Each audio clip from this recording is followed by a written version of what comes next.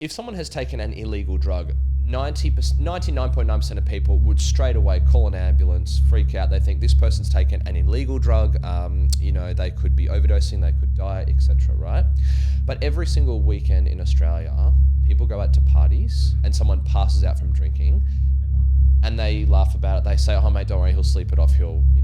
But the reason why the person's passed out is because their brain is unable to stay conscious, and the reason why their breathing is slow is because their respiratory system is failing to cope with that level of alcohol in their blood. In 1837, Horace Mann created the education system, a system at the time designed to pump out factory workers and professors. The same system that is still being used today in the 21st century. Now, Mann's system is backfiring. We are being moulded by the same industrial system that has existed for close to 200 years. That system delivers us into a digital economy that has no need of our outdated skills. This isn't our teachers' fault. This isn't the government's fault. This is due to a rapidly changing world full of technology and unforeseen circumstances. And us Gen Zs are caught in the middle. Welcome to the Driven Young Podcast, the podcast for stressed, overwhelmed young Australians, teaching you practical life skills you can implement now to set yourself up in life. And now your host, Byron Dempsey. Welcome back to the Driven Young Podcast, and you have tuned in for an awesome episode today.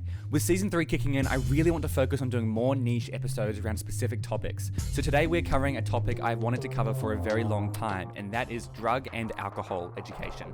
Today I'm joined by Tom Reynolds. He's a founder of the Independent Drug Education Australia. IDEA is Australia's leading and most trusted provider of independent drug education and training. They provide innovative and engaging workshops of the highest quality for the community on all alcohol and other drug issues. Tom Reynolds is the founder of IDEA and is passionate about reducing drug-related harm to the community through the provision of up-to-date evidence and science-based information. Tom was introduced to me via Brent Sanders, who did an episode on consent, and together him and I started an entire new podcast series on consent education. And just like Brent, Tom knows his stuff when it comes to this topic, but more importantly, he knows how to speak about it to a younger generation. In this episode, we cover all things drug and alcohol. We discuss why drug education doesn't work in schools, what percentage of people do drugs, the impact of alcohol, what to do if you see a friend in a drug-related situation, pill testing, how to make sure you stay safe, and so much more. As per usual, please DM me or Tom if you enjoy the episode. Your DMs mean the world to me and reminds me why I do this show. If you want to connect with Tom or get him to do a workshop, go to his website, www.inddea.com.au. The link will be in the show notes. And please consider leaving a quick review or rating on Spotify for the podcast. They just released this feature and it would really help me out. Now, over to Tom. Tom, welcome so much to the podcast.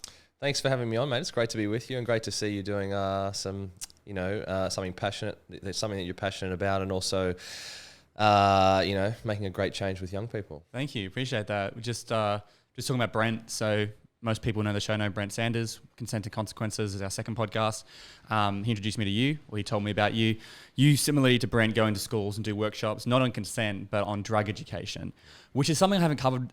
I don't think I've covered it at all on this podcast because it's such a hard one to cover. It's like, how do you find the right person to cover that? And so when I came across you, I was like, this is perfect. I'm very, very excited for this episode. So we're going to be talking a lot about drug education for young people. As you mentioned, it's not don't do drugs. We're going to be talking about how, when you're in a scenario where drugs are involved, how do you take control? How do you know what to do? I'm sure you'll get into it. Before we get into that stuff, I'd love to just really quickly know, what did you do after high school? Where was your head at? And like, what were the decisions that you were making at the time? So I think that when I was sort of towards the back end of school, I very much fitted into the group of students who really didn't know what they wanted to do when they finished school. We had so many options, and it was really tough. And then sort of towards the tail end of school, I had the idea of actually becoming a police officer. But through a range of different experiences that I had, and also probably some discouragement from my family and friends, mainly concerned about my safety, because it's a risky job. I didn't pursue that career, and I actually took 6 months off after school to figure out, what I wanted to do, and I just worked for 6 months. And then I went into to study teaching, so PE teaching in schools. And I think through a range of different experiences that I had on pracs, I sort of figured that, teaching wasn't really the field that I wanted to get into. So I was lucky enough to, obtain the credit that I got from my teaching to go and study sort of a health related degree. And it was during that time when I was doing my undergrad and my master's that I became, I guess, a lot more aware of how much of an issue that drugs was in society. And this wasn't, I guess, from, an academic point of view, but it was from, the fact that this was around the time when there was a lot of media attention given towards alcohol-fueled violence. There were, a range of different, legislative changes that came in looking at that. And also, I think a lot of people who work in these types of areas, there's something personal that happens to them, which, sort of makes them think, look, I need to do something about this. So, and that was my situation as well. So, my closest friend from school, almost 10 years ago, died in a drug-related incident. And I thought, look, I'm looking at this at university. I did some work up at the hospital that I was working at, that I was studying, that was part of my studies. There was that personal situation that I was in, and also it was the fact that I heard a lot about it from the media, and I thought, look, whatever we're doing with drug education is not right. So I think I started off just writing out facts, figures, information, things that I'd heard, read, etc., all about drugs, and I ended up with this massive document that I wanted to present to young people. But I think that I really started off with the the mindset of, look, we need to tell young people, don't do drugs. Drugs are bad and they're harmful. Stay away from them. Just say no. And I thought that, look, maybe we're just not shouting that message loud enough. Right. So I very much fitted the mold at the start of an anti-drug campaigner. But I had a great conversation with a student early on when I started doing workshops. The students came up to me at the end, and I will thank her to this very day. She said, look, you speak really well, but everything you've told us we already know. Right. We need to know what to do when things go wrong. We need to know how to respond, how to look after our mates.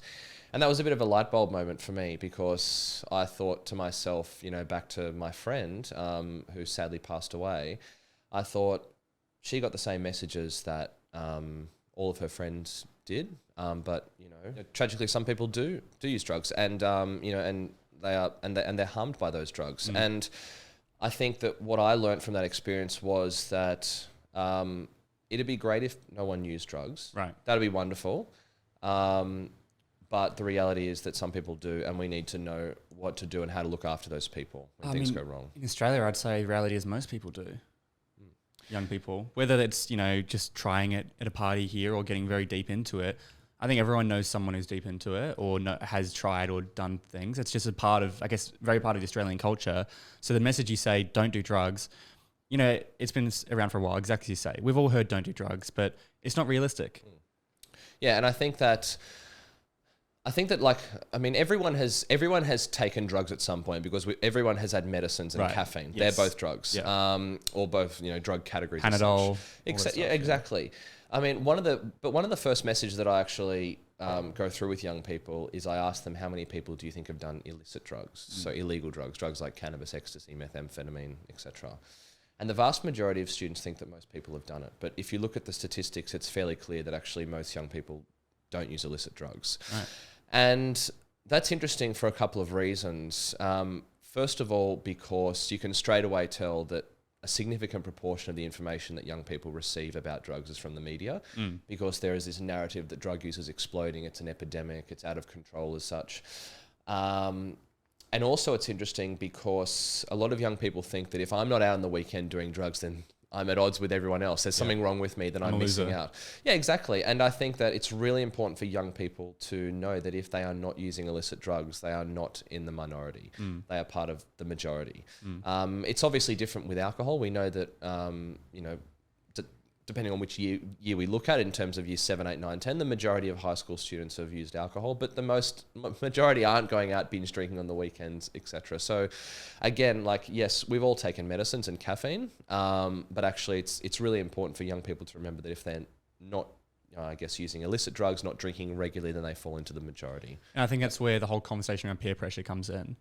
It's like, oh, well, I want to be like everyone else. I want to fit in with the cool kids. I want to, be like them. It's like, well, because I didn't know that either. I would have guessed like 70%, maybe 70, 80% have either done drugs, maybe 20% do drugs regularly, illicit drugs, of course. But as you're saying, the numbers don't highlight that. Yeah, and I think that it's, as I said, it doesn't. Every day we hear about some sort of drug-related story. It doesn't matter whether it's someone drugs being seized, someone being arrested, pill testing, decriminalisation. We hear about illicit drugs all the time, and this feeds into the idea that everyone does them. But I mean, as I said, it's important for them to realise that they're not missing out if they're not doing drugs. Yeah, which is, I think maybe that's is that the first point you always get across in your workshops? That's one of the first points that I make, and I think also one of the really big messages that I do try and get through to young people is that illicit drugs do receive a huge amount of media attention, unquestionably on a daily basis, but what receives almost no attention is alcohol, and that is the drug that we need to be concerned about with young people, because if we look at deaths, hospitalizations, if we take out tobacco, which kills more people than all other drugs combined, many of the about 6,000 deaths in Australia every year occur in young people. But alcohol receives very little attention at all. Yeah, and out of those 6,000, or are you saying 6,000 are alcohol related? About 6,000 alcohol related deaths every year in Australia. That's huge. And some of those are acute situations, so people dying in, from alcohol poisoning, car accidents, etc. And a lot of them are from, I guess, the long-term impacts of alcohol, so cancers, etc. Yeah. So like a car accident, if they were drunk drivers, is that an alcohol death? Yes. If alcohol plays a contributing factor. Yes. Yeah.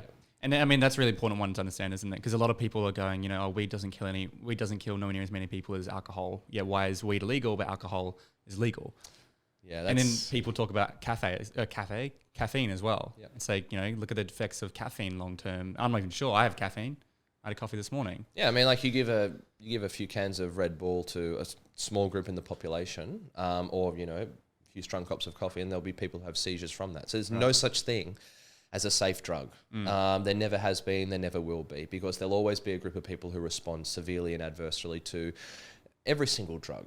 It's a zero-sum game as such, yeah. And to clarify, alcohol is a drug? Yeah. Yeah, absolutely. Because I think most people don't even consider that.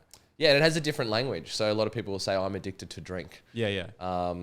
When really alcohol is a drug. Right. Yeah. You're addicted to drugs. Yeah, well, I mean, what I often hear is people say alcohol and drugs.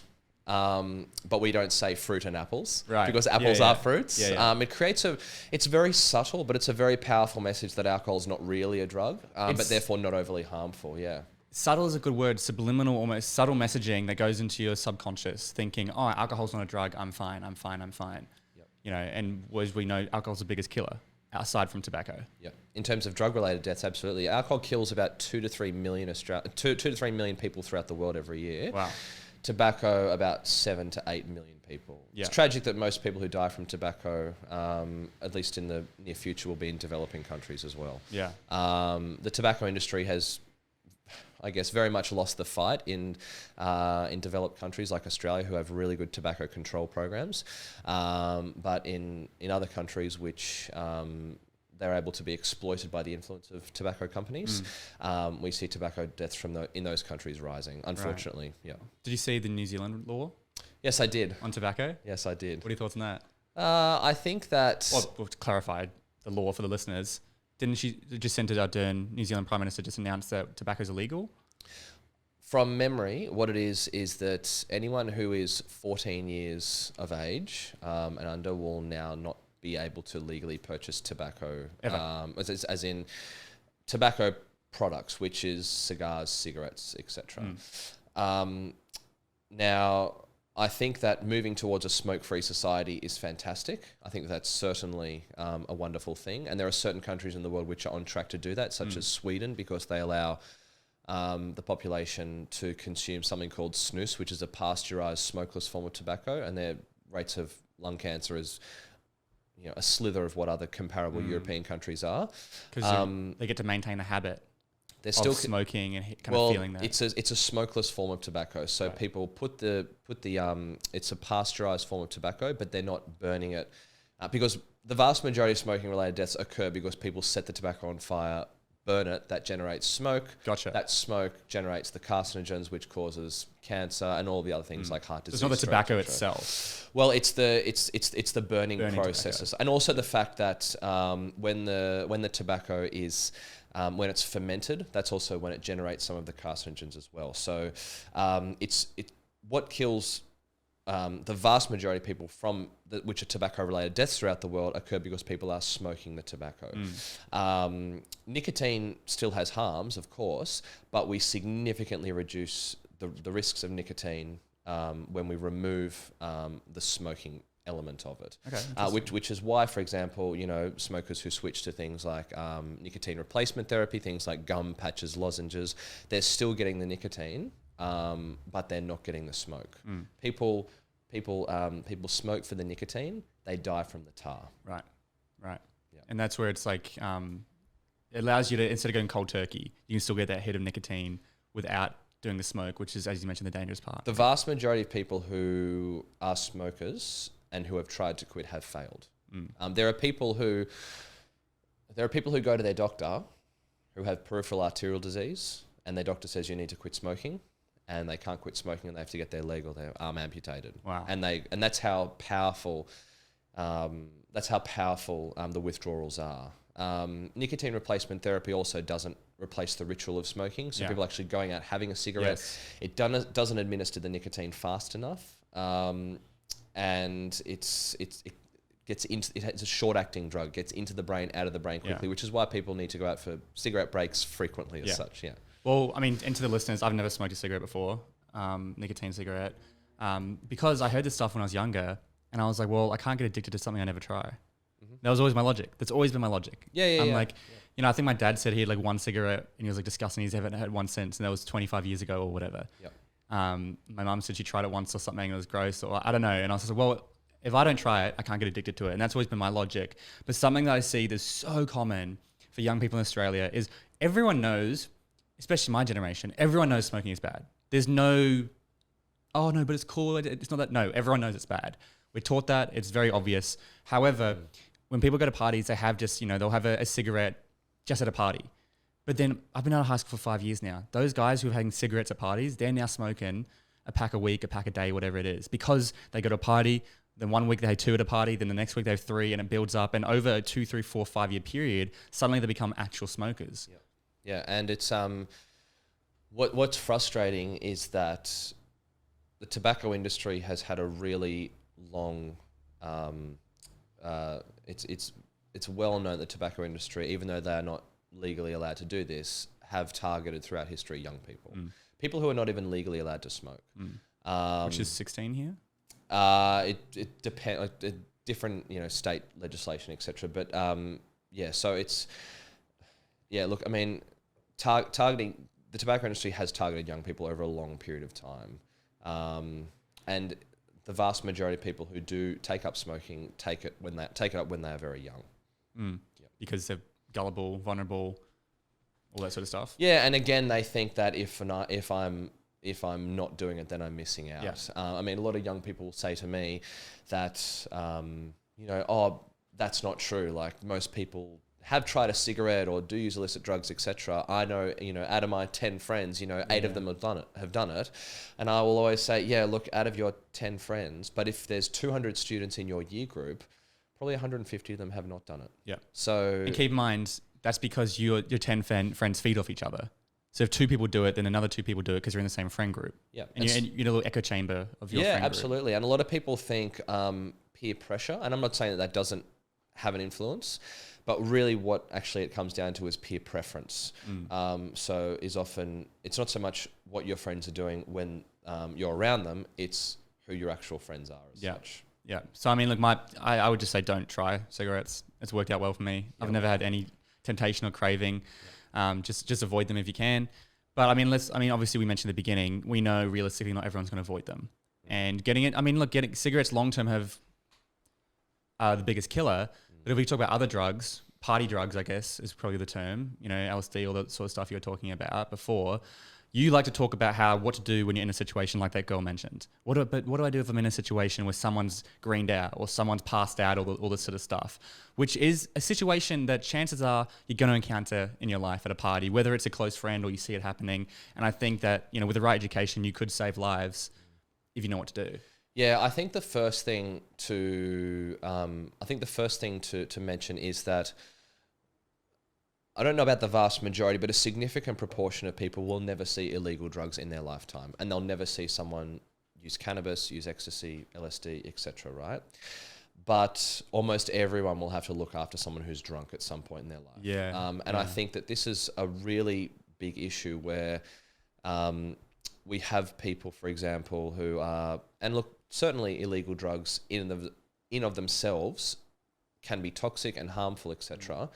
But if someone were using a drug like, for example, heroin, cocaine, methamphetamine, and that person was to suffer a seizure, go unconscious, pass out, etc. If someone has taken an illegal drug, 99.9% of people would straight away call an ambulance, freak out. They think this person's taken an illegal drug. They could be overdosing, they could die, etc. Right? But every single weekend in Australia, people go out to parties and someone passes out from drinking, and they laugh about it. They say, "Oh mate, don't worry, he'll sleep it off. He'll be." But the reason why the person's passed out is because their brain is unable to stay conscious, and the reason why their breathing is slow is because their respiratory system is failing to cope with that level of alcohol in their blood. So I think that Drug overdose. Yeah, and I think that the most important thing that any person, young person, can do is to not be afraid to call for help if something does go wrong. Because I would say the biggest, issue that I find working with students is that they don't want to call for help because they think that the police will turn up, their parents will find out, etc., etc. They'll get into trouble, they'll get arrested, all of those things. And ultimately, like, paramedics don't care about anything legal; they just want to save the person. Yeah, and even that is the case with police as well. Yeah. If they turn up, most of the time the police don't turn up to drug-related overdoses, including alcohol. That wasn't always the case. Police would a long time ago turn up and look for evidence of other crime. But because drug-related deaths became so high, a lot of people thought there were a certain amount of peak bodies in Australia who said, look, this needs to stop because people are not calling an ambulance in fear of the police turning up. But, I mean, there's a couple of things. First of all, most of the time the police don't turn up. But even if they do, their objective is to make sure that everyone is safe. Their objective is not to start arresting people, finding out who supplied who, etc. They're there to make sure that people are safe. Which is, as you mentioned, a really good first point. I'll even give you an example because I do like how you brought this up. Like, look, there are drug overdoses, but something that we'll deal with is alcohol. And I know people will probably disagree, but like, I really don't like the drinking culture in Australia. I think that the way they romanticize, like, throwing up is like, yeah, you're good on you, mate, you've thrown up. Like, no, what the hell? I haven't thrown up in so long. And like, I've been partying a lot since we moved out into this place. We've been hosting heaps of things. I'll do 3 parties back to back because I just drink enough where I'm like, I'm feeling buzzed and then I just go to sleep. I wake up at 9 o'clock. I take a full day's of work. I can do that again and again and again because I'm not wiped out because I'm so hungover. But I mentioned I had a party on, what day is it today? It's Monday, last Friday. And it was a classic. This guy just got, I don't think I've ever seen someone so drunk. I don't know where it came from. He was fine.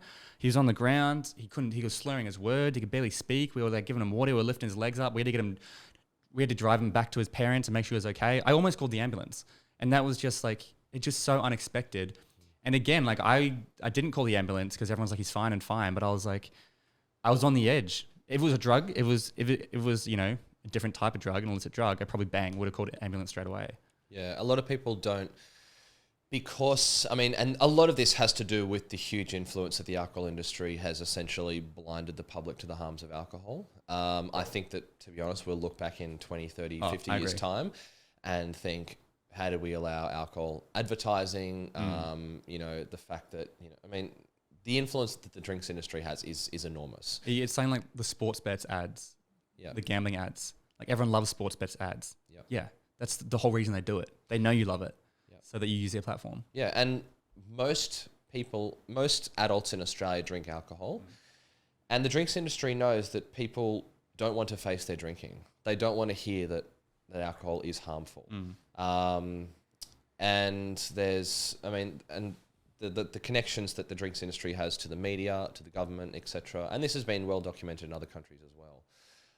Where any time that, some proposal is put forward about, for example, raising the price of alcohol, banning alcohol advertising, stopping bulk purchase discounts, all of these things which we know reduce total alcohol consumption and therefore, alcohol harms, every time we have a discussion about that, we get these outcries from the drinks industry saying, oh, it's a nanny state, you're punishing the responsible drinker, it's over-regulation, all of these things.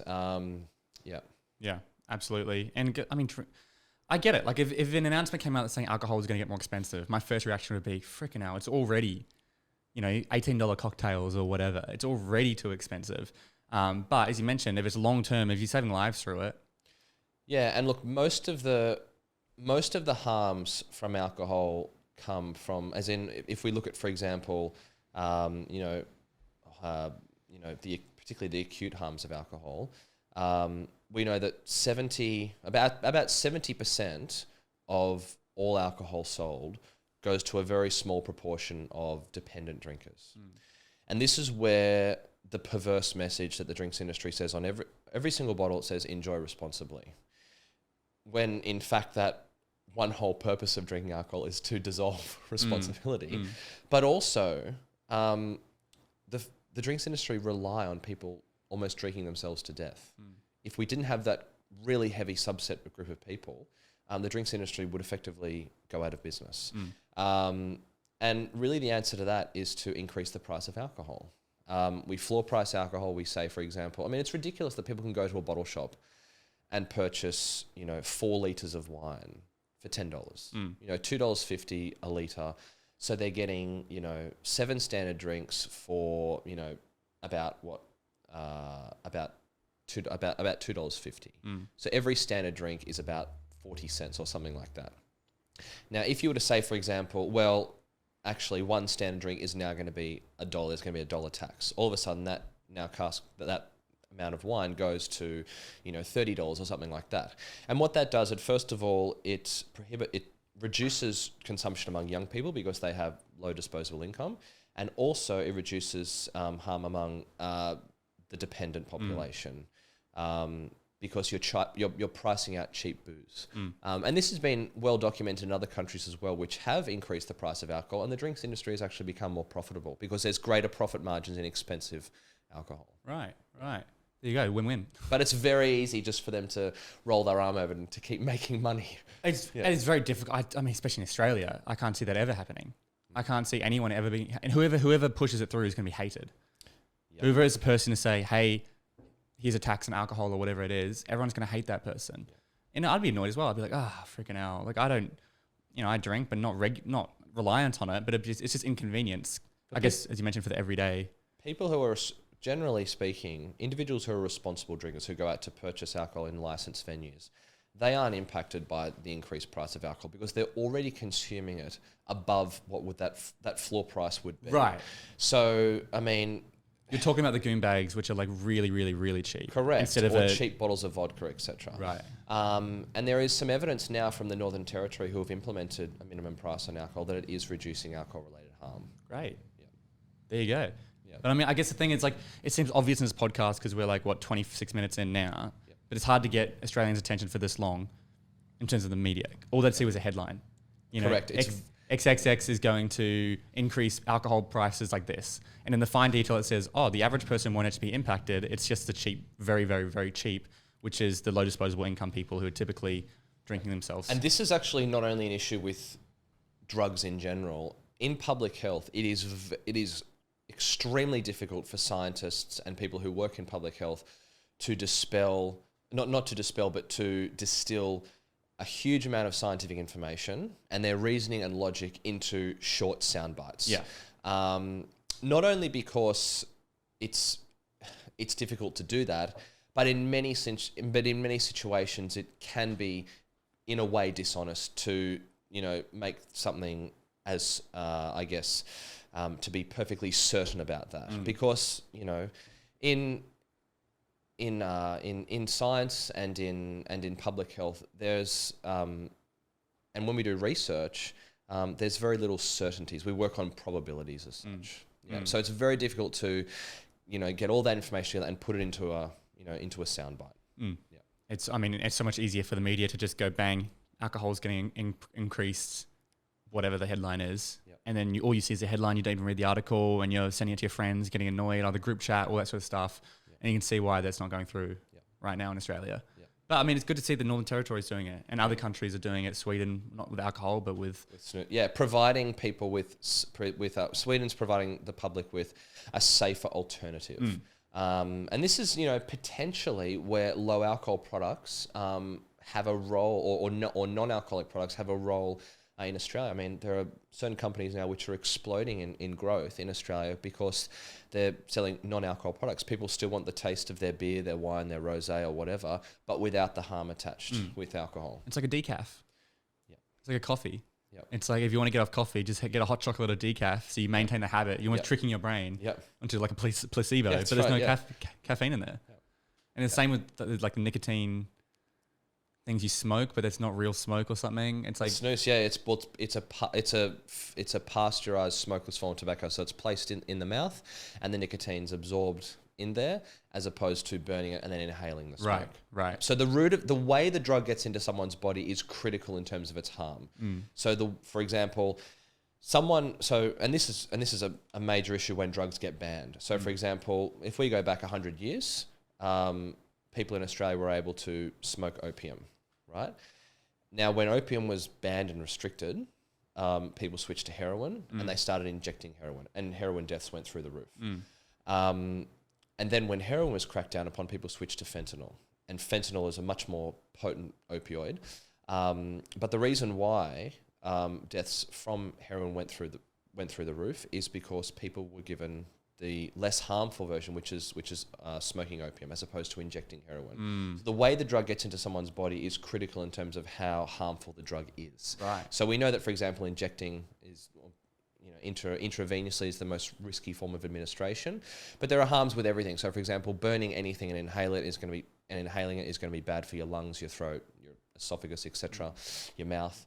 But also injecting, you're not only getting the drug in a more potent form, but you are increasing your risk of, particularly if you're sharing needles, contracting risk of HIV, hepatitis, getting collapsed veins, all of those things as well. So the way the drug gets into someone's body has a really significant bearing on how harmful the overall harm of the drug is. Yeah, gotcha. Yeah. So I guess what I usually do is start off with some data around how many people use drugs and dispel that myth that,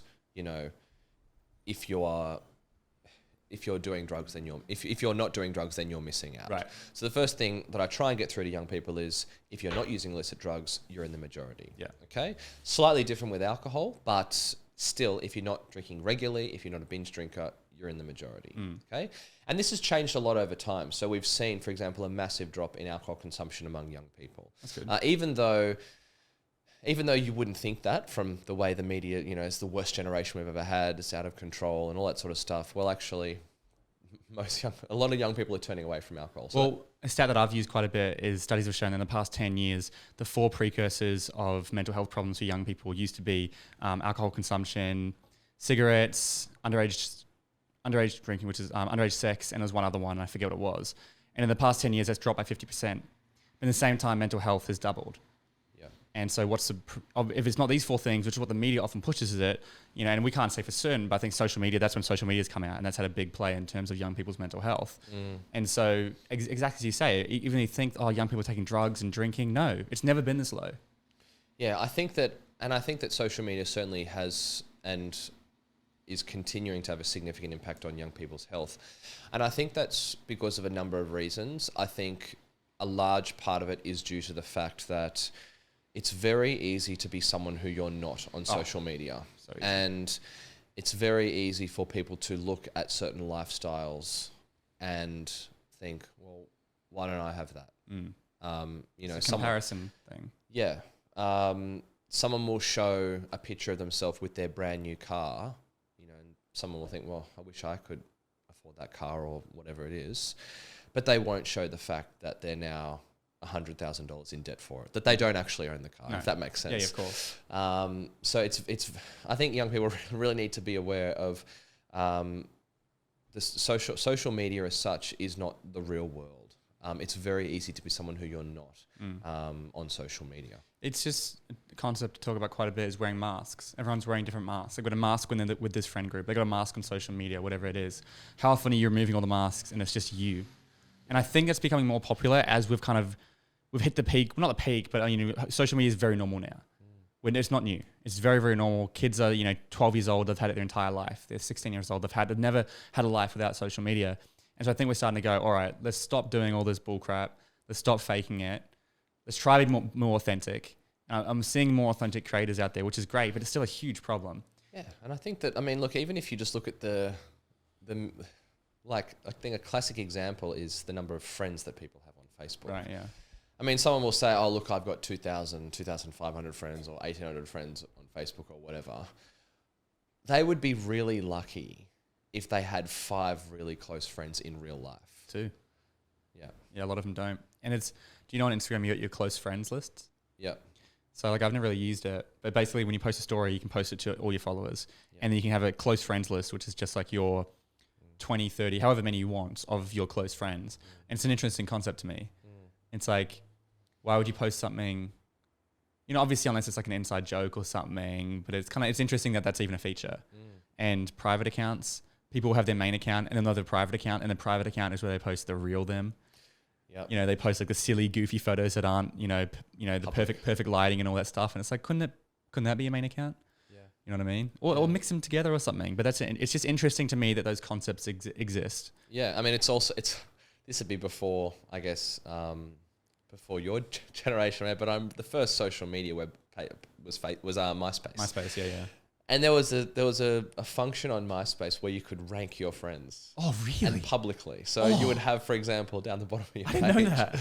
you would have your friends, and it would say maybe like the total number of friends that you have. And of course, you're always more cool the more friends you have. But then you would have for example, friend 1 who was usually your girlfriend or your boyfriend you were dating at the time, or unless you had a fight, then they might drop back to number 2 or 3. Right. But then you'd have, and then if you push them back or out of the group, there'd be this, oh, why'd you take me out? Yeah. It's the same with Instagram. You see someone and it's like, oh, they removed their boyfriend's initials from their profile. And then what's going on there? Oh, what's going on there? I look through. Oh, their boyfriend photos aren't there anymore. They're single now. Are they single? Are they broken up? What's happening? I don't even know who this person is. But for some reason, you're invested in a random person's drama. Yeah. Did you ever know Ask FM?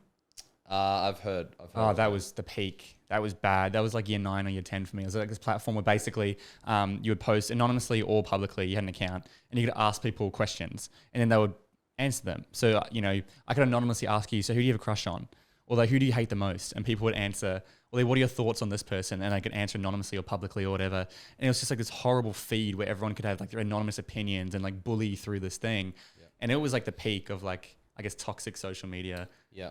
It was shocking. Like looking back on it now as an adult going, oh my God, that was dangerous. Yeah. And I think that, social media is a tool. It's like many things. Look, it's like cars, for example. Cars, they have a function, they serve a purpose, but, 1,300 people every year die on the roads. Yep. So it's a tool. Like social media is a tool. Sure, it can be fantastic to keep in contact with people, particularly people who live, in maybe overseas who you haven't seen, or interstate or whatever, or far away from you. But I really do think that social media is, I guess, it's like the slogans are that it's connecting people. But in a way, it actually keeps people further away. It does. And my argument to agree with that, I guess argument to support your statement is basically, they say it's, you're more connected. But the thing is, social media allows you to pull out of events and pull out of things so easily. And so people would rather than meet up and be connected, they just do it on text. Or rather than sort out the argument on the phone, they do it over text, and you can't hear their emotion and their tone of voice, and you can't, and then, and you sit here for hours arguing and stuff. Yeah. And I've done all this. I'm not, yeah, I think we all have. I can talk about this because I know it from my own experience and stuff. But yeah, it is, for me, social media has changed my life. It's the whole reason you're here. Mm-hmm. All my listeners come from social media. Everything I do is social media. I work on social media like all the time. Yep. Funny enough, me and my roommate, now that we're living together, we've set limits on our phones. And so when you run out of limit on Apple, it locks everything and a passcode comes up. Mm-hmm. Now I've done that in the past, but usually I just put the passcode in. Mm-hmm. We've given each other our own passcodes. Yep. So I don't know what my passcode is. And I know his. So if we really need it for work or something, he can put it in. He hasn't had to yet. But it's good. It means like every time I go on social media, I'm conscious, this is eating into my allowance almost. And it's meant that I am more efficient with my time. Yes. Because humans are lazy. As you mentioned, if you raise the price of alcohol, that's the only way to get people to stop buying alcohol, like force them to do it sort of thing. It's the same with that. If you give me a limit, then I'll have to, and I have no choice to stick to it, then I have to stick to it. Yeah, I think that, I mean, just on that note of, on, I guess, alcohol, there in public health, there is no such thing as perfect solutions. I mean, some people even argue that, for example, RBTs, which nobody in public health disagrees with. They all think that RBTs, so random breath testing, is a great thing that we should continue to have on the roads, because we know that, you know, the more someone drinks, the greater risk of having not only a car accident, but, you know, a serious car accident, right? Well, in that scenario, I think it's not even them we care about. It's the fact that you could kill someone else. Other people. Yeah, correct. So you're putting yourself in danger, but you're also putting other people in danger. Yeah, but I think that even though people, you know, no one disagrees with that. No one would, I mean, we wouldn't get rid of RBTs, for example, unless there was some way we could, you know, replace it as such. But, you know, even that, a lot of people argue, well, we don't have now that we have RBTs, instead of people doing what they did many years ago, which was going out having 4 or 5 drinks, can you walk straight? Yeah, look, I can drive home, that's fine. Yeah. Now what people do is they save all their drinks up and have them on Saturday night, and they get blind drunk and they don't drive. So then you're changing the harm. So then there might be more people being admitted to hospital because they've, you know, instead of having 4 or 5 drinks and then driving home, they are now, you know, for example, having 25 drinks on the one night and, you know, passing out in the middle of a park or something like that. You know what's interesting about drink driving? I think it's really done well in this generation. I'm not based on statistics. This is just based on what I've seen. I've never ever seen anyone encourage drink driving. It's there's always got to be, oh, that's a designated driver. Very socially unacceptable. Yeah. Whereas drugs and getting blind drunk and passing out and throwing up, that's still socially acceptable, I'd say. But drink driving, that's where people go, nah, like, that's where they cut it. In my experience, I don't know if the statistics back that up. Yeah, so look, I mean, certainly getting behind the wheel of a car when someone has had, you know, I mean, I would even argue that I think that people should drink or drive, not try and think, oh, look, I've had 2 drinks. Look, I'll probably be okay. Right. Oh, maybe I had that one. Was that 2 drinks? Or was that like a big glass of wine? Oh, that was a strong beer. You're treading a fine line. And I think that people should drink or drive. And when it comes to other drugs, however, like that actually is the case for the first 4 years of your license. Yeah, obviously, yeah, you can't have any. I was say because I was like, that's what I did, but like now that I got my falls, it's like you have one or 2 drinks, 2 usually max a night, and then that's it. But yeah, I mean, typically I usually just drink or drive anyway. Yeah, but it's also very difficult because people are not measuring exact standard drinks. They're not saying, oh, look, I've had, you know, exactly 30 mils and this was exactly this amount percentage, so I'm going to be okay at that particular time. It's 1.3, but my body weight and my BMI is this, you know, he's bigger than her, it's like there's so many variables, it's almost impossible to like absolutely navigate. It's much better to be safe and say, look, I'm going out and I'm drinking tonight, so I'm not driving. And that's a great thing about Uber and, you know, all those companies. It has allowed you to be able to have everyone go out and everyone get drunk and then get home safely, which I've done heaps of times. And I think that when it comes to drugs, however, as in like other drugs, like, I mean, the police generally test, it changes again state to state, but the police generally test for 4 other drugs on the road. Cocaine, methamphetamine, MDMA, and THC, which is the stoning ingredient in cannabis. The problem is that the policy regarding mobile drug testing is not nearly as evidence-based as the alcohol policy is, because we know that the more someone drinks, the greater the risk of having a car accident. When it comes to, for example, like particularly something like THC and cannabis, there have been multiple studies that have come out which have really questioned whether someone being under the influence of THC or under the influence of cannabis does impair their driving ability. Now, of course. And there've been some studies overseas, for example, in the US, where they've allowed, you know, the regulated access to cannabis. People switch from being drunk to being stoned, and obviously, when someone's drunk, if they drive like they're race car drivers. Whereas when someone is under the influence of cannabis, they're often quite paranoid. They drive extremely slowly. Right. And so total deaths actually fell. Because I've switched from alcohol to cannabis, because cannabis is now legal, so they go, well, rather than get drunk, I might as well just get stoned. Because a lot of people would rather be under the influence of cannabis than alcohol. The risk profile is certainly different. It's very easy to overdose on alcohol. It's very, very, very, very difficult to overdose on cannabis. Cannabis does not contribute to the enormous social harm that alcohol does. The fact that alcohol is implicated in half of domestic violence, child abuse, sexual abuse, non-domestic violence, workplace absenteeism, traffic accidents, etc., etc. There have been 3 studies that have come out in the last 12 years, one in the UK, one in Europe, one in Australia, which have all conclusively shown that alcohol is the most harmful drug overall because of its pervasive impact on other people, right? So when it comes to cannabis, because the THC is fat soluble, which means it's stored in the fat tissues, it's released into the bloodstream slowly, people can still test positive for several days after. Yes. And testing positive for THC when you're behind the wheel of a car, well, that's a serious offence. So I think one of the issues is when we're looking at, how, I guess, accepted these policies are, a lot of people, look, for example, at the policy regarding cannabis and driving, and they think it's not evidence-based like alcohol is. And there are many drugs which we don't prohibit people driving under the influence of, which certainly increase the risk of having a car accident. Pain medication, for example. Right. Old generation antihistamines. So, and this is where it's really what the policy should be, is which drugs affect or impair people's ability to drive. What drugs, increase the risk of someone having a car accident and, killing themselves or someone else or injuring as such, yeah. Right. And so what you're saying, studies have shown that when you've got alcohol, it's very high.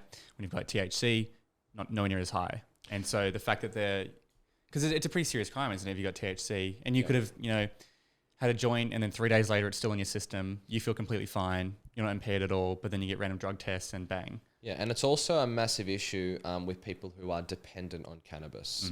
So people who are dependent on cannabis are obviously more likely to test positive behind the wheel of a car. The more they test positive, the less leniency they're going to get, and the harsher the punishments they're going to get, because obviously they're seen as a repeat offender.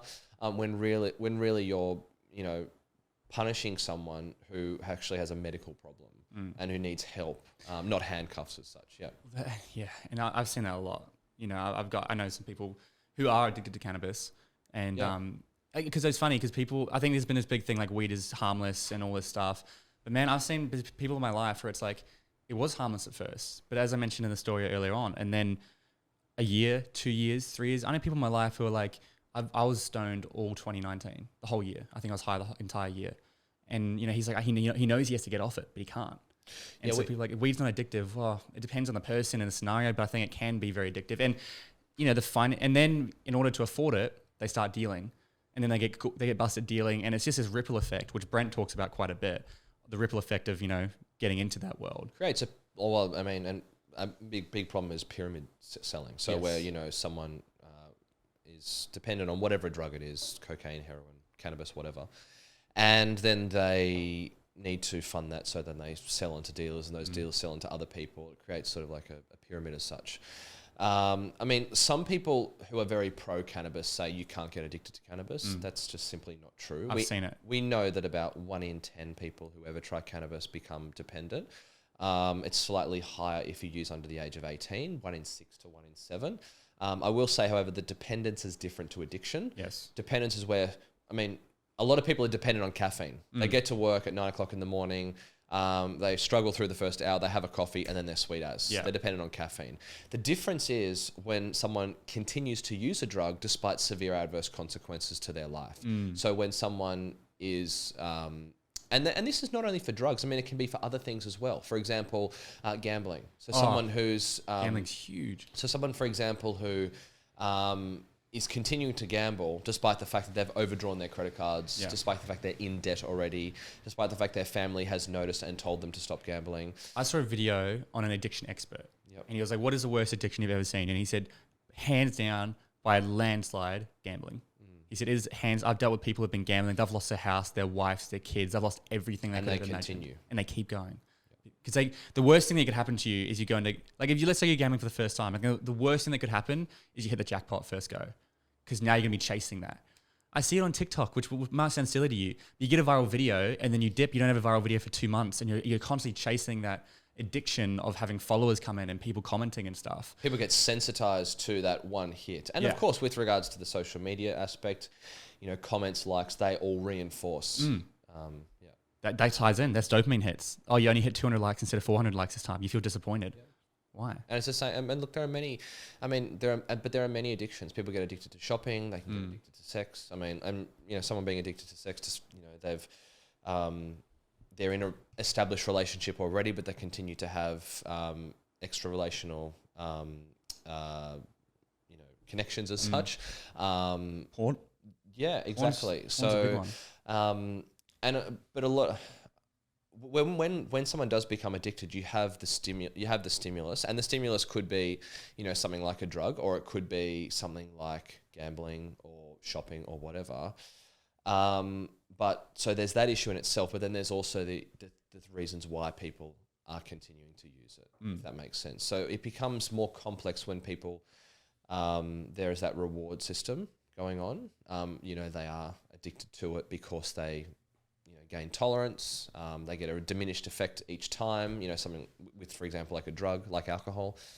But then there's the issues that have pushed them to drink in the first place. And that's where, people's mental health needs to be addressed. Do they have issues at home, with their family, at school, their job, all of those things that have happened in their, in their history as such. Yeah. And that's where they say like alcohol is a suppressant. And a lot of these drugs are suppressant, so you don't have to deal with your real emotions and how you're feeling. Yeah, in fact, I think one of the greatest quotes that I've heard was from an artist called Frida Kahlo. She was a famous painter, and she said, "I tried to drown my sorrows, but the bastards learned how to swim." Yeah. So it's really tough, and it can be extremely difficult, for young people watching one of their friends go through that, and knowing, how do I respond to this person? Yeah. Such? Yeah. And so what advice do you give to young people? I mean, obviously there's so many scenarios we could run through, but I guess what is the most generic scenario, which might be alcohol, it might be weed, whatever it is, when you talk in your workshops, how do young people navigate this world? Because it's just by this conversation, how many variables have we spoken about? And how many different drugs? And we're just scratching the surface. Yeah.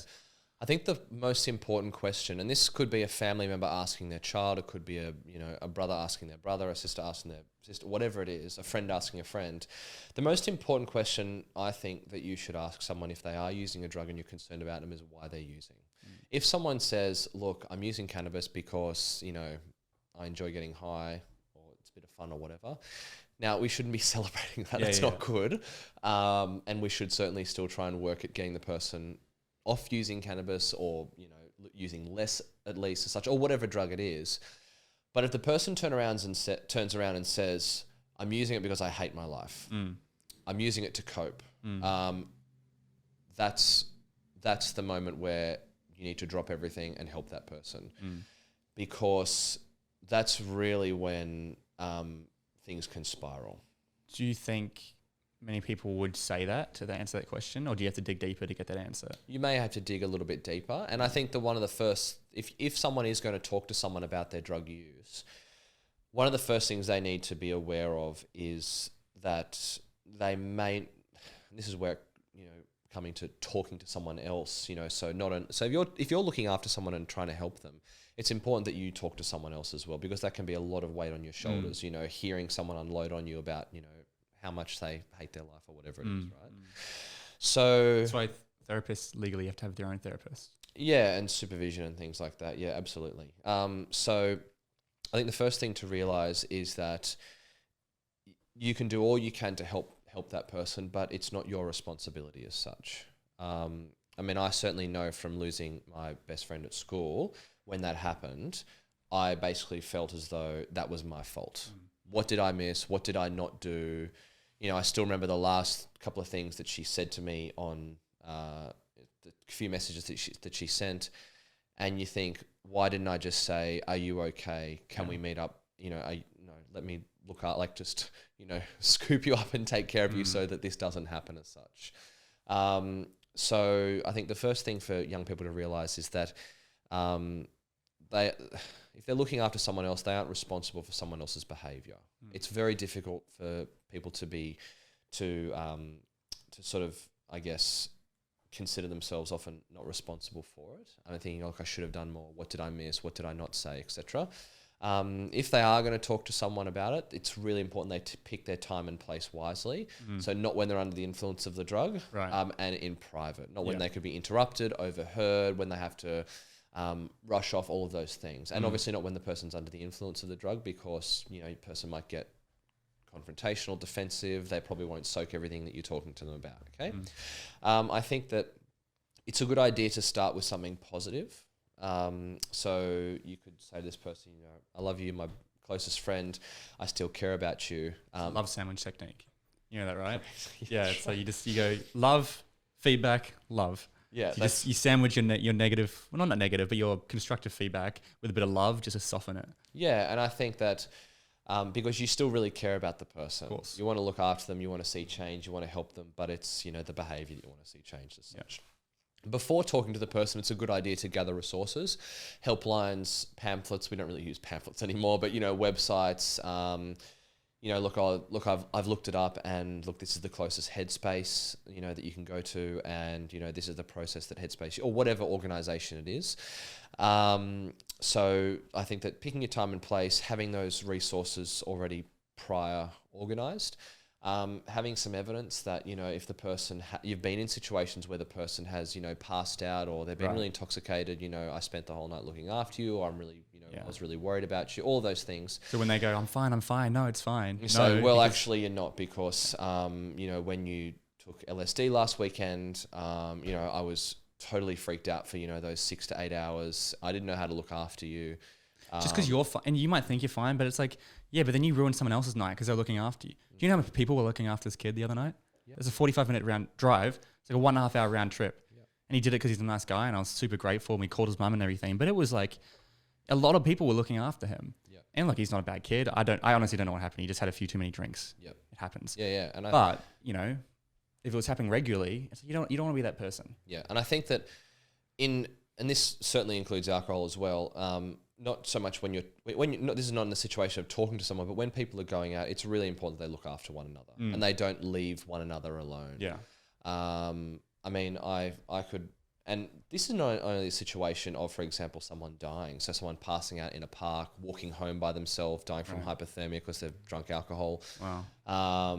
You know, but, you know, putting someone, you know, telling them to sleep it off, but also in the context of things like sexual assault. So, and I could go through so many different situations. I mean, I could go through a personal situation of mine, for example, when I was out at a friend's birthday party, and I don't drink alcohol, but I was out at a friend's party. We had this party at his particular house. Then we went out to the city afterwards, and I didn't really know many of the people at the party, but there was one of his friends who was there, who was a really, really nice girl. I just got to chatting to because we shared some of the same interests. And then her and I left this particular bar that we were at, and she was very intoxicated. The reason why she left, because she said, I have to get some fresh air. So we went and got some fresh air. And in the time that we were out, you know, I guess by ourselves, her friends had left for the night, right? So this was a very intoxicated female with a male in the city, 1 or 2 o'clock in the morning. She has no way of getting home. Her only option to get home is basically for me to drive her home. Yeah. That's a really dangerous situation. Yeah. And of course, like, I drive her home. She was absolutely fine. Nothing. But I mean, obviously, it's a safe situation in that, but it could have been someone else. Absolutely. And the friends were making a very big gamble on you. And, you know, guys can put it on. They can act like nice guys for a night if they're trying to get with someone. Not to say, like, men are bad or anything. And I've obviously spoken for hours about this conversation with Brent. But I agree. It's like, it's crazy to me that they would leave her. Yeah, and it's critical to look out for one another, to not go anywhere by yourself. And as I said, this is not just in the context of, you know, situations like that, but also, for example, where there have been individuals who have gone to a party drinking and they've said, oh, look, I'm just going to, you know, go for a walk. And they walk home, get lost, are found dead the next day in a park or a bus shelter or something like that because they've died from hypothermia, when really their mates should say, look, okay, mate, I'm going to go with you, or no, stay here with us and we're going to leave together. Yeah. I think it's really about being selfless. It's like, oh, he's going to go for a walk. I don't want to go for a walk. I'd rather stay here. Yeah. The two biggest messages that I try and give to young people is, first of all, look after one another. And second of all, don't be afraid to call for help if something goes wrong. Yeah. I think just getting back to looking after a mate, because unquestionably one of the most challenging situations that young people could find themselves in is seeing someone go through those situations of where they are using a drug and they can't stop. And it's starting to also impact other areas of their life. You know, they're not turning up to school. Yep. They're rocking up to school and having, red eyes. They're disengaging from sport, family, friends, all of those things. So that can be really, really tough. So other than those, I guess those things that I mentioned, it's really important to follow through and follow up with the person, because we know that interventions as such don't work. Sitting someone down for an hour, talking it through it, deep and meaningful, all those things, they're a bit hit and miss. It's really critical for if that person is going to talk to someone, as I said, to pick their time and their place wise. All those things certainly matter, but to follow up with the person. Yeah. To check in with them constantly. Because it's one thing to say I care about you and want to look after the person and how to respond. It's another thing to actually, follow through and help them through that process.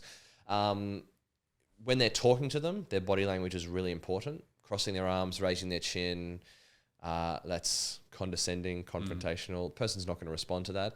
Even just repeating what the person has said to you back to them in a reworded fashion, that means that you're listening to them. Yeah. Because what will often happen is people will say, "Oh, look, I'm the reason why I'm using cannabis is because or alcohol, whatever drug it is because I'm just really struggling at school, or I've had this fight with my girlfriend, or whatever it is." And what a lot of people will say is, "Well, just stop using cannabis, or just break up with them, or whatever it is." And it's like, don't you think I've thought of that? Yeah. So if you say to them, "Oh, mate, so I'm hearing that it's things are a bit tough with your girlfriend at the moment, or I'm hearing you're having a bit of trouble at school."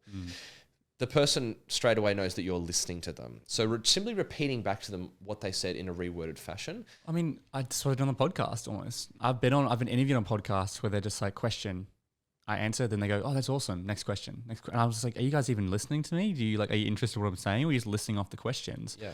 It's the same. Like I try comment on what you say or the guest. I'm like, to show that, first of all, I think it makes it more engaging, but also it's like shows that I'm listening. It's like, oh, that's a good point, blah, blah, blah. It's the same when you're like giving that sort of stuff rather than, and I think a lot of people want to try to fix a problem, as you mentioned. We'll just get off cannabis, just break up with her. It's not that simple. Yeah. So I do think it's a really good tip. And I think that also it's important to ask the person, look, what are you concerned about in terms of your drug use? Because, for example, myself, if someone's drinking alcohol, I might be very concerned about their brain or their heart or their liver or whatever. But it's also important to ask them, look, okay, well, if I'm worried about what concerns you about your drug use, because it means that it gets you on their level as such. It establishes a connection. Because, as I said, look, and people are also very concerned about the physiological harms of certain drugs. They also need to be very aware of getting caught with them and how that can totally change their life in a really, really harmful way.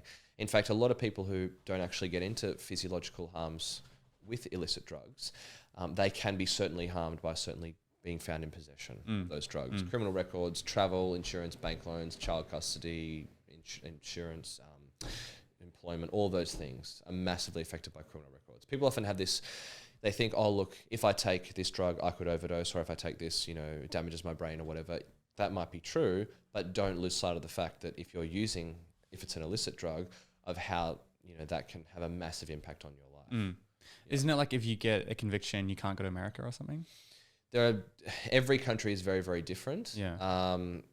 Every country is very, very different. They have different, it depends on, what your conviction is. I mean, whether you're actually, whether you were actually convicted, depends on the severity, all of those things. Yeah. And I mean, that's almost a whole other conversation within itself, the consequences of being caught with these drugs and the ramifications of that and how that can affect you and everyone around you. Yeah, absolutely. And criminal records, they can have a disproportionate impact on someone's life. And a lot of things that young people want to engage in when they're finishing school, they want to travel, they want to get into university, they might want to move out. Well, getting rental accommodation if you've got a criminal record can prove to be quite difficult. Everything's just more difficult. And what is really sad is that society just does not see the person in the same light. They think criminal record, they can't see. It's almost the same as how we view drugs. We can't see a drug in the same light once it is illegal. Right. People think, it's harmful because it's illegal. Yes. But then, as we mentioned, the legal drug alcohol is one of the biggest killers. Yeah, absolutely. So I think on the context of, I guess, talking to someone about it, if someone's using an illicit drug, they need to be aware of the consequences if they get caught with it. Of course, we're not, we shouldn't be teaching people how to evade the police as such, but they just need to be aware. And this is why we've seen some deaths at music festivals, people being worried about sniffer dogs, police, and they down all their tablets. Right. And then they end up overdosing. Yeah, and I mean, again, almost another conversation, festivals there that's been big in Australia. They bring in like pill test, or people want them to bring in pill testing or something. There's a big push for pill testing, but there's also a big push back against pill testing.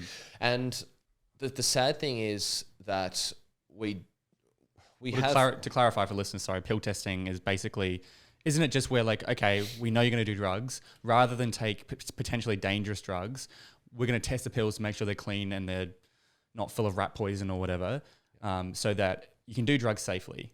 That's the concept? Yeah, it's the concept. Look, there are a couple of different ways to do drug checking. So the first one is where people do it themselves. They buy, for example, they're colorimetric testing. So they put a small sample of their drug into a bag or a test tube or whatever it is, and it changes color. And then there's a color chart which will show you indicative of what's in there. The problem with that is that, first of all, it's not going to flag for everything. It's not going to, dictate how the person's going to respond. And also, one color could mean multiple different things. I mean, purple could mean MDMA, sure, but it could also mean all of these other things as well, which are much more toxic.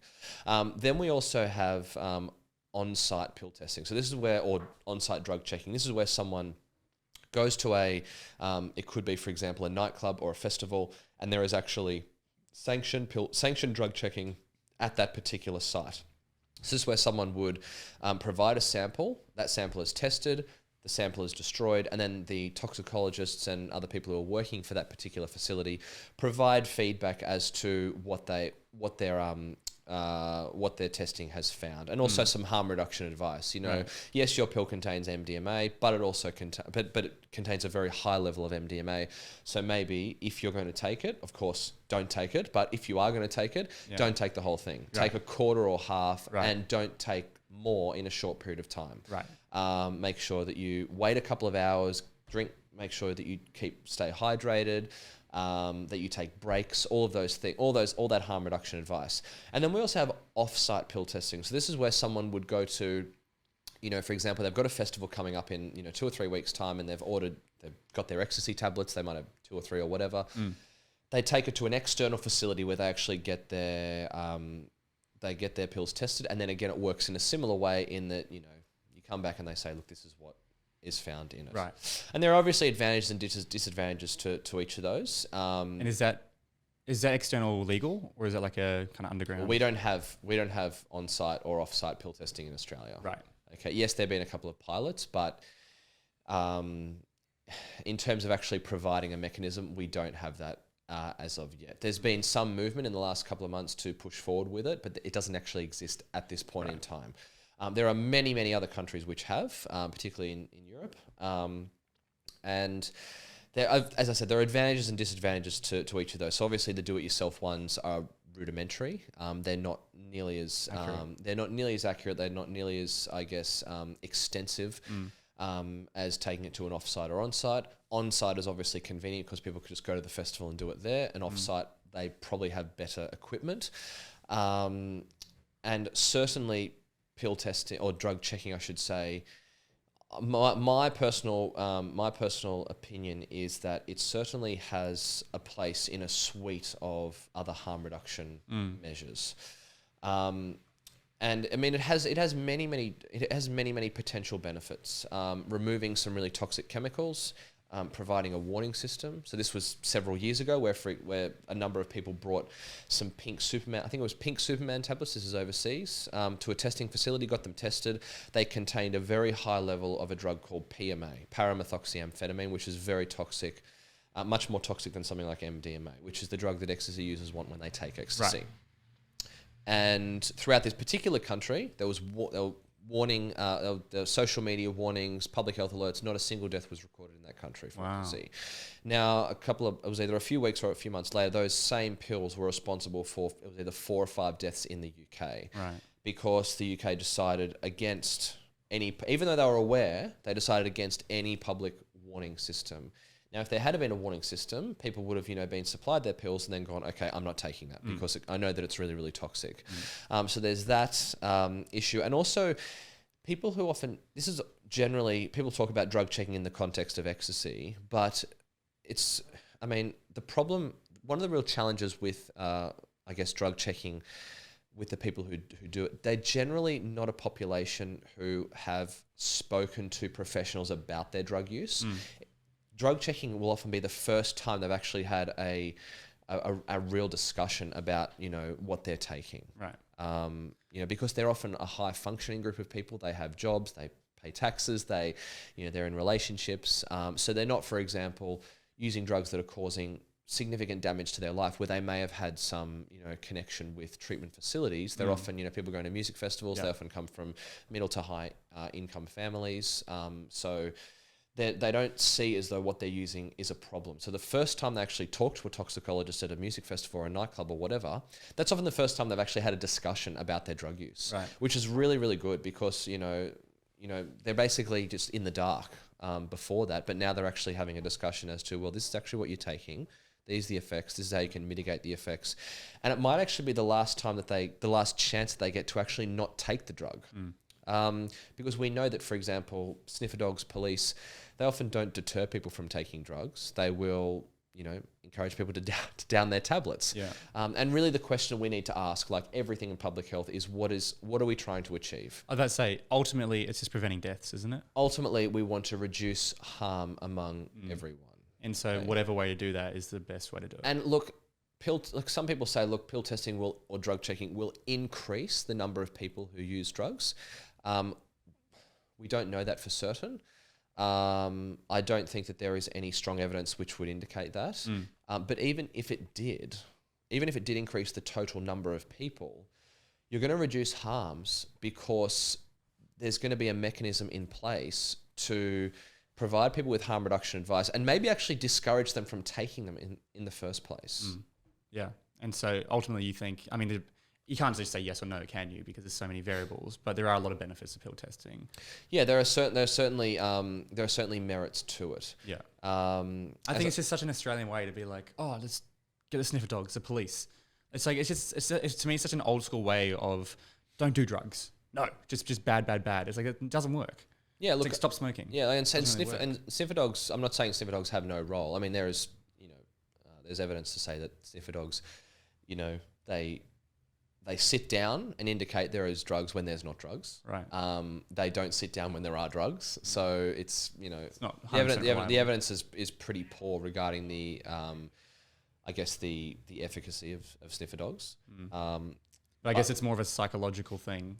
Well, I think scary. I'm not saying that sniffer dogs have no role. They may have a role, for example, at the airport, sniffing out bags and things like that. But really, the aim of having sniffer dogs supposedly or a police presence is to make people think there are going to be police there. There's going to be sniffer dogs. I better not take these drugs. That's what I mean. Like the psychological. Oh my god, I'm at a high risk because there's a sniffer dog there, and I can't get past a dog or whatever. Yeah. No matter how reliable it is, it does. I think it puts that second. But as you mentioned, they either go, "Oh, I'm not going to do it," or I'm going to have to find a way to get around it, which is where it gets dangerous.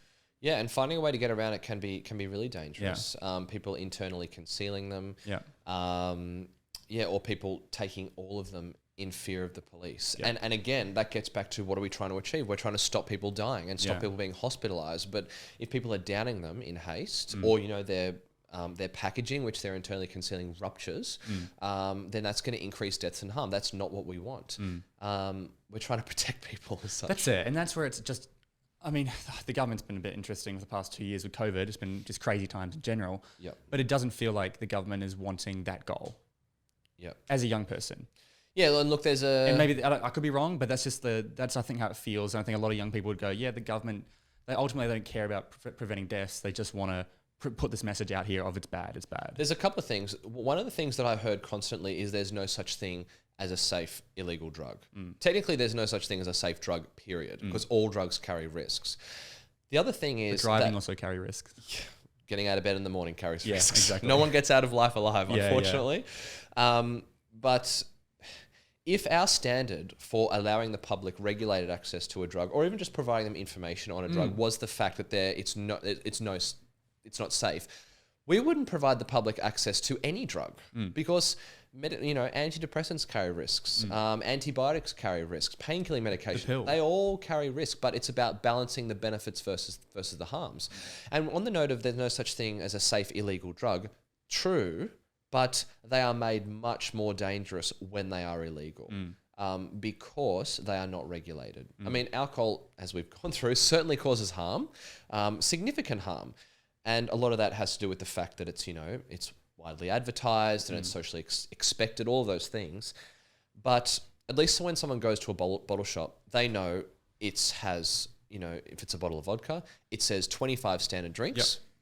It's 25 standard drinks. It's not 5 standard drinks or 45 standard drinks. Which is the whole issue with the MDMA we were saying. You might have a pill, it's like, take 2, that'll get you buzzing. It depends on the strength of the pill. There's no such thing as a low dose when people have no idea what they're taking. Exactly, because there's no regulation, as you mentioned. Yeah, and the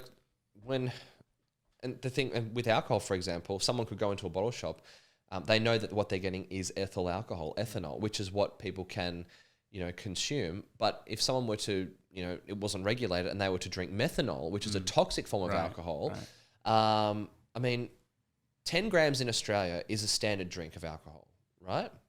And 10 grams for the vast majority of the adult population probably would produce negligible intoxicating effects, right? 5 grams of methanol would cause blindness, organ failure in the vast majority of people. So it's much more toxic, but we don't have methanol in alcoholic products because it's regulated. Yes, gotcha. So yes, of course, MDMA has risks, but people think, oh, look, I have this pill, it's circular, it's yellow, it has a picture of an apple on it or whatever. There's no guarantee that circular yellow pill with an apple on it is not the same as another circular pill with an apple on it. Because just because it looks the same, same color, except that doesn't mean it's because there's no regulation. So of course, as I said, MDMA is not safe, but taking ecstasy is much more dangerous when it's not regulated. And this is where I think this conversation needs to be being said a lot more in government. And because as you mentioned, everything we're saying in this entire episode goes back to what is the ultimate goal? To prevent deaths, to prevent harm from people in whatever way. If that's the ultimate goal, how can we best do that? And it doesn't have to be just, us two giving our opinions or you. It's based in science, as you mentioned. Yeah. It's like you're pulling out stats and science that's been done. And as you mentioned, it's very hard to get science across because it has to be shown in a large amount and you can't get that across in a headline. Yeah, people want certainty. Yeah. They want, for example, will having drug checking increase the number of people who use drugs? Yes or we no? Can't say no. And we can't say yes. Yeah. Because it's difficult to say.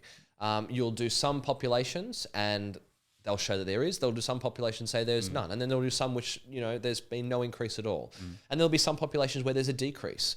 So there's no certainties, but people want yes, no. Yeah. And as I said before, it's intellectually dishonest to say, no, it will not increase drug use.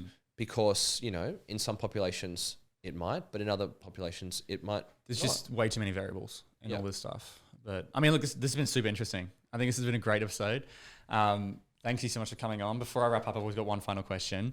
I really love I want to do more episodes like this that are like niche topics. Yep. I've been doing a lot of episodes which are kind of just like about their life, and I think they're really good and motivating. But I love, like with you and Brent, it's like sexual assault, drugs and alcohol. Like I love going niche because it means we can really dig deep and get into that. So I appreciate you coming on.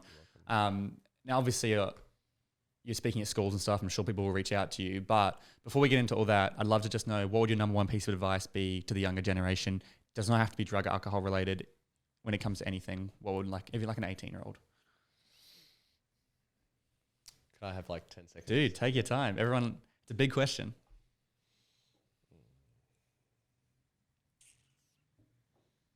And it doesn't have to be drug related. Whatever you want.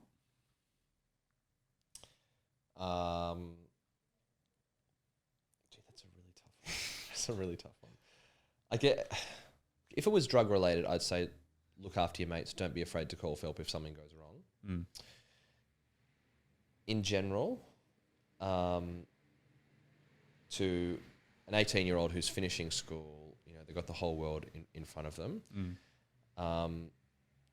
I think that this is going to sound really generic and cliched, but I remember a really, really good quote actually from the actor Jim Carrey. He said, "You can fail at what you don't want, at what you don't enjoy and what you hate, right? You can fail at that. So you might as well take a chance and do something that you love." Yeah. And I think that, I remember when I was at school, I didn't do public speaking. I was so terrified of public speaking. I didn't do public speaking, and I really had no idea what I wanted to do. But when you find something that you're just really passionate about, and that you love doing, I think you've got it made. Yeah. And I think that really is the great challenge, is to find what you really, really love and just chase that passion. I realize that we live in the real world and we have to pay bills and all that sort of stuff. I get that. I totally get that. But I think that, finding that passion or reigniting that passion, and chasing what you love to do and taking a chance, I think that's really what, when people, particularly when they're leaving school, they're going out into the real world as such. I think that's probably my best piece of advice, is that pursue something that you love doing. And the cool thing about the world is today you can pursue whatever you want and find a way to make money through social media, through all these different avenues, which is so exciting to me because other generations never had that opportunity. Yep. And so I love the Jim Carrey quote. He's talking about his father who wanted to be a comedian, became an accountant. Yeah. And then he saw, they were struggling. His father lost his job and he failed as an accountant. Yeah. I probably wouldn't, I think I'd probably generally be the last person to quote Jim Carrey because he's got a lot of views that I don't agree with. Yes, right. It doesn't, if you agree with what he said. But I do agree certainly with the fact that, and I know people who have worked for so long in their industry and they think, man, if I had my time again, look, I really just love working with young people, or I love doing this. I wish I had have done that. Yeah. I think that pursuing something that you really, really love.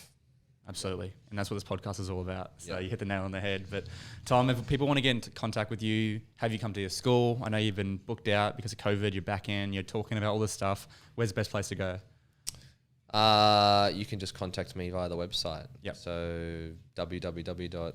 It's a bit of a tricky one. inddea.com.au. Yeah. And I'll put the link in the show notes so you don't have to memorize it. Just go down and click that. Contact Tom. Feel free to message him. Message me as well. I think it's been a great episode. But Tom, thank you so much for coming on the show. You're welcome. Thanks for having me, mate.